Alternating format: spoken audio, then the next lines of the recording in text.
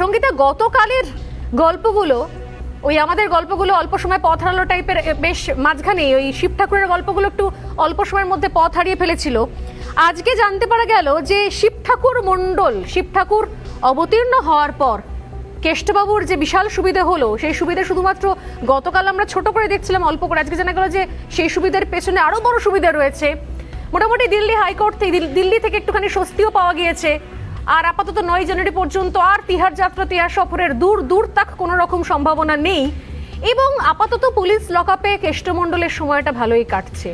বেগুন পোড়াও থাকছে, ছোলার ডালও থাকছে, হাতে করা রুটিও থাকছে। এবং সেখানে যে কোনো তৃণমূল নেতা কর্মী, ছোট মোটো মাঝারি মেজো সেজো যে কোনো মাপের, তারা যখন তখন আসতে পারেন, যখন তখন যেতে পারেন। মোটামুটি থানার লকআপের দরজা খোলা রয়েছে কেষ্টমণ্ডলের দরবারের জন্য। আমি আপনাকে দিয়ে শুরু করি, কি মনে হয় তাহলে শিব ঠাকুরের কি সত্যি সত্যি সাহসের দরকার ছিল, নাকি সবটা আগে থেকে এই যে সাহস যে হঠাৎ করে শিব ঠাকুর পাবেই গতকাল, সেটা আগে থেকে কোথাও জানাই ছিল? সঙ্গীতা। হ্যাঁ, একদম। আমি আপনাকে যেগুলো বলবো সেগুলো আজকে কিন্তু খুব মানে পশ্চিমবঙ্গের বুকে নয়, সারা ভারতবর্ষের বুকে আজ এই গণতন্ত্রের লজ্জা, সংবিধানের উপর আমাদের মানুষের যে আস্থা হারিয়ে যাচ্ছে, এই সংবিধানের চোরা গলিপথ বেছে নিয়ে যে সমস্ত আইএস আইপিএস অফিসাররা এবং কিছু উকিল, ধান্দাবাজ উকিল, যারা রাজ্য সরকারকে আজকে এই ধরনের বুদ্ধি দিয়ে পুলিশ প্রশাসন পুরো সরকারটাকে আজকে কালিমালিপ্ত করে দিলেন এবং সংবিধানের মজা করাচ্ছেন, তাদেরকে জানাচ্ছি একরাশ ঘেন্না।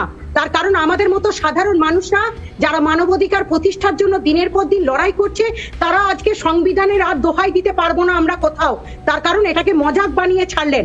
দ্বিতীয়ত হচ্ছে আমি ভয় পাচ্ছি, তার কারণ হচ্ছে এই সংবিধানের উর্দিপাড়া উর্দিধারীরা হয়তো দেখা যাবে যে এই অনুব্রত মণ্ডলের মুখটাকে বন্ধ করার জন্য, তিহার যাত্রা আটকাবার জন্য যে যে পন্থা অবলম্বন করেছে, হয়তো লালন শেখের মতো এনাকেও কাস্টোডিয়াল ডেথ ঘটিয়ে দিতে পারেন।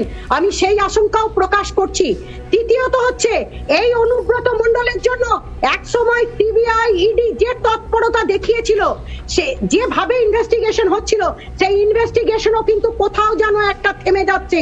কারণ সিবিআই ইডি এখনো পর্যন্ত বীরভূমে যারা যারা যুক্ত আছেন, যারা যারা গরু পাচারের সাথে এখনো যুক্ত, তাদেরকে গ্রেফতার করছেন না কেন? অনুব্রতর কাছে যে সমস্ত কোটি কোটি টাকার সম্পত্তি, তার ঠাকুরের গয়না আজও পর্যন্ত উদ্ধার করছেন না।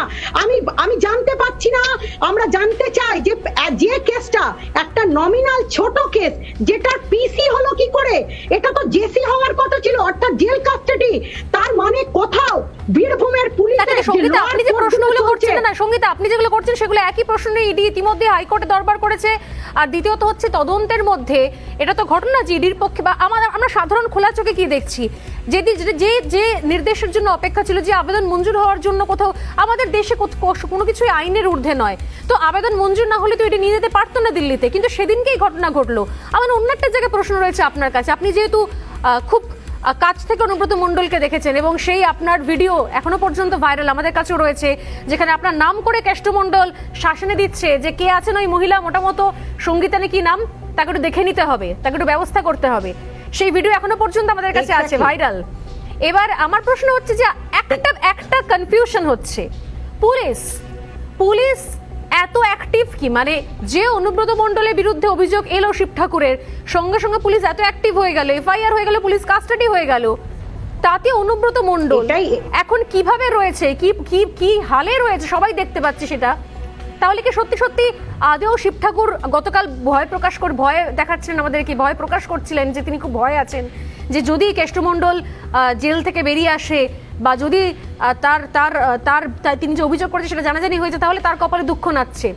কিন্তু এখন কি মনে হয় যে সত্যি সত্যি পুলিশ ইডির এই কেসে রয়েছে বলে, ইডির হেফাজতে রয়েছে বলে পুলিশ সত্যি সত্যি ব্যাপক সাহস পেয়ে গেছে? পুলিশ অ্যাকচুয়ালি বীরভূমে অনুব্রত মণ্ডলকে কি চোখে দেখে বা অনুব্রত মণ্ডল পুলিশকে কি চোখে দেখে? সঙ্গীতা, প্রথমত হচ্ছে দেখুন, আমি খুব বাস্তব মানে ভ্যালিড প্রশ্ন আপনি করেছেন সোনালী দেবী। প্রথমত হচ্ছে এই পুলিশ একমাত্র অ্যাক্টিভ থাকেন, মানে বীরভূম পুলিশ এবং বর্ধমান পুলিশ অ্যাক্টিভ থাকেন অনুব্রত মণ্ডলের লোকেদেরকে দিয়ে যে মামলা অনুব্রতর নাম নিয়ে অনুব্রতকে বাঁচানোর জন্য দেখান, কিন্তু আমি কয়েকশো মামলা অনুব্রতর করেছি এবং আমাকে মেরে হাত পা ভেঙে দিয়েছে আজও ক্ষেত্রে, আমার প্রাণহানি ঘটিয়েছে এবং অনুব্রত নিজে কয়েকশো খুন করেছে, সেই সমস্ত ক্ষেত্রে আজও পর্যন্ত কিন্তু পুলিশ কোনো অ্যাক্টিভনেস তাদের ছিল না। তারা অনুব্রতকে কেন তার মুখ বন্ধ করতে চাইছেন, তার তিহার যাত্রা বন্ধ করতে চাইছেন? তার পিছনে বীরভূমের বড় বড় আইএস আইপিএসরা এই বালি পাথর কয়লা চুরির সাথে যুক্ত আছে এবং হয়তো হরিশ চ্যাটার্জি স্ট্রিটটাই আজকে তিহার জেলে চলে যাবে, তাই তাকে বাঁচাতে এরা নেমে পড়েছেন রাস্তায়। আর দ্বিতীয়ত ঘটনা হচ্ছে এই জুডিশিয়ারি সিস্টেমগুলো লোয়ার কোর্টের এই বীরভূমের বুকে লজ্জার বিষয় যে পুলিশ প্রশাসন জুডিশিয়ারি সিস্টেমটাকেও কন্ট্রোল করছেন এই বীরভূমের বুকে, লজ্জা হচ্ছে। আমি তো বলছি এই আইএফআইপিএসটা অনুব্রতকে মেরেও দিতে পারে, কাস্টোডিয়াল ডেথও ঘটিয়ে দিতে পারে, আমি বলছি সিবিআই ইডির নামে চাপিয়ে দিতে পারে, কারণ আজকে পুলিশ প্রশাসন যেভাবে পুরো সরকারটাকে বাঁচাতে এবং কয়েকটা জালি নেতাকে বাঁচাতে এবং নিজেদের বালি পাচার কয়লা পাচারের সাথে বীরভূমের বহু অফিসার যুক্ত, শুধু বীরভূমের নয় সারা পশ্চিমবঙ্গের বহু আমি এখান থেকে আসবো, আমি